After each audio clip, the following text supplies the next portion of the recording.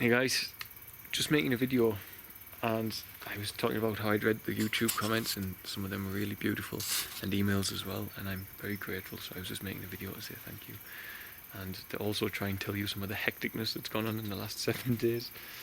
So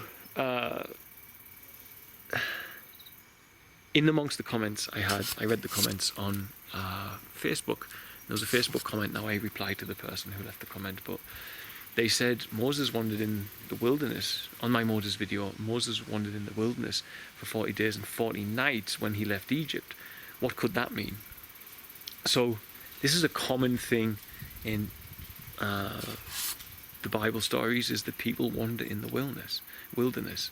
Now, I just want to do it super quick and show you what this is, because what it means is when you leave a place that you're familiar with, like Egypt is the carnal mind and the ego and your everyday routine and habitual way of living. So for me, when I began to wander in the wilderness, I gave up everything I knew. I gave up the alcohol and smoking drugs and taking drugs, and with it I gave up the social circles that entails. Now, you can't flick a switch and immediately become spiritually realized when you do that. You are lost. You are wandering in the wilderness. You give up that which you know. You give up the home you know, psychologically and spiritually as well, I guess. You give up the home you know, and you are lost. You are left with a void, because those things that you filled with 5 sense pleasures, they are absent now. And how do you fill them? And I've learned that you fill that with communing with the present moment, and in communing with the present moment, and the very centre of yourself is where you begin to commune with God.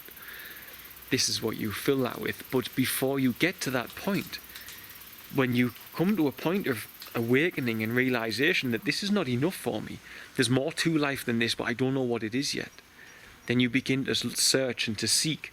You begin to wander. You walk away from the home you knew, the comfort you knew, and by that, it doesn't have to be literal. I mean the psychological home and comfort you knew of the social circles and the visiting the bars or whatever, sitting watching TV. The place that you knew is gone to you. You wander away and you become a bit lost. You begin to wander in the wilderness. This is exactly what will happen on a spiritual journey for all people. They will leave the carnal mind. They will leave their former self, their past egoic, habitual way of being, and their indulgence in the 5 sense pleasures, and they will wander in the wilderness. They will begin to seek and wonder where it is that they're supposed to go. Now, what eventually should happen to all of us, that in meditation we shall begin to find ourselves, and in beginning to find ourselves we'll start to realize certain things, and the universe will bring to us certain knowledges, certain teachings, and this can happen in many different ways. But what tends to happen is we find eventually a point where we begin to silence ourselves and commune with our internal energy centers. Now, Moses wandered in the wilderness 40 days and 40 nights. That is a Bible term like slang. A dark saying is how I put it in other times. A dark saying to say 40 days and 40 nights merely reflects or means a very long time. It's just a way of saying a very long time. It doesn't have to be exactly 40 days and 40 nights. And that's why it comes up. Oh, my dogs are howling. That's why it comes up a lot in the Bible. It's a way of saying a very long time. Again, this is traceable language. So for a very long time he wanders in the wilderness and he's lost. But he comes across... I don't know whether I should keep recording while they're doing that.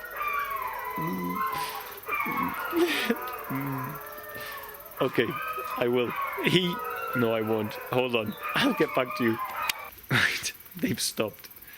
So, 40 days and 40 nights merely is a term used to give a meaning of a very long time. This is what it means. It's a dark saying, like spilled the beans or let the cat out the bag.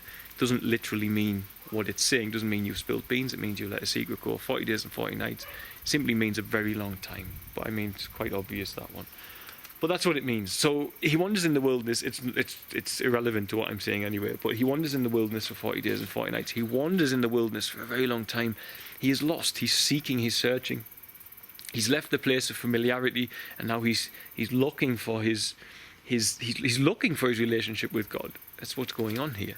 Now, what happens is he finds how many sisters? He finds 7 sisters. And when he finds the seven sisters, basically it's saying the same thing as Snow White when she goes to the forest and finds the seven dwarfs. In wandering in the wilderness, away from the home that you know, away from the materiality that you know, away from the bondage as it is that you know, then you go to a point where eventually in your wandering and seeking, you find a unionship with your energy centers, or with your seven chakras, which simply means wheel in Sanskrit, your seven swirling nerve centers, energy centers of your body, which we must conquer and learn to raise our energy through, so as we can commune fully with God and be a balanced and happily spiritual human being who has a union with the Lord. Now, this reflects in other things as well. King Nebuchadnezzar in the Bible as well is cast out by God into the wilderness. How long is he out in the wilderness for? He's out in the wilderness for 7 years, and it's only after he's been wandering in the wilderness for all that time that he then understands God and surrenders himself to God, because on the 7th year he finds God he finds himself in the higher place, and he gives credit to the Lord. So wandering in the wilderness simply means that you have come away from a place of familiarity. You have come away from your ego, and in doing so, away from Egypt in Moses' case, away from the palace in the case of Snow White and in the case of King Nebuchadnezzar. And when you do, God leaves you out there until you find union with your seven chakras. And when you find union with your seven chakras, then you can speak and commune with God to your heart's content. And this is, in brief, just a small thing I wanted to say. If you are wanting to know why people must wander in the wilderness, it's because you must wander away from that which you know and the familiar and comfortable and love, because it isn't necessarily going to be the right path for you to find God.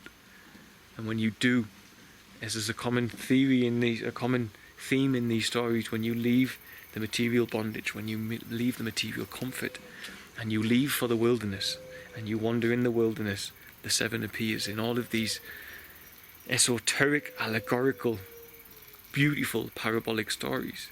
And in King Nebuchadnezzar's story, it's 7 years he must wander. In Moses' story, he meets the seven sisters. In Snow White's story, she meets the seven dwarfs. In Moses' story, a little furthermore, after he finds union with the seven sisters, and of course he becomes familiar and friends with them, and he marries one of them even, then what happens to him? He starts to reach higher levels of consciousness, and he sees the burning bush, earth, water, air, fire, new mind. So he gets to a very high level of consciousness, which is the level of fire. And when he gets to the level of fire, of course, he then can completely go on his journey to flee the bondage of the Pharaoh of the lower self, to flee the bondage of Egypt, the lower mind, and to free himself spiritually, to completely cross the emotions, and then to commune with God fully, activate the pineal and the pituitary, and to reach the land flowing with milk, serotonin, and honey, DMT. And that goes further on, obviously, but wandering in the wilderness, you're wandering away from your ego to something that you don't know. But you will always see in these stories, nearly always, that when you wander in the wilderness, the seven will arise, because God expects you to find union with your seven energy centers. Because when you do that, God can make use of you without you being subdued or overtaken by your lower mind or your lower self. He can make use of you as a servant, because you've got dominion over your seven. And when he can do that, you need not worry that he puts you in the service of those who need you, and then you fall because your lower self has caught up with you, or your Pharaoh has pulled you down to a point where you can no longer carry on doing the duty which God has placed upon you for life. So that's just a small little talk about I wanted to share after I saw that comment about why we wander for 40 days and 40 nights in the wilderness. Because we simply must. And then we must find union with the seven. When we find union with the seven, we will find the higher places, and we will become God's children and God's servants. So, okay, I'm going to get off. Much love, guys.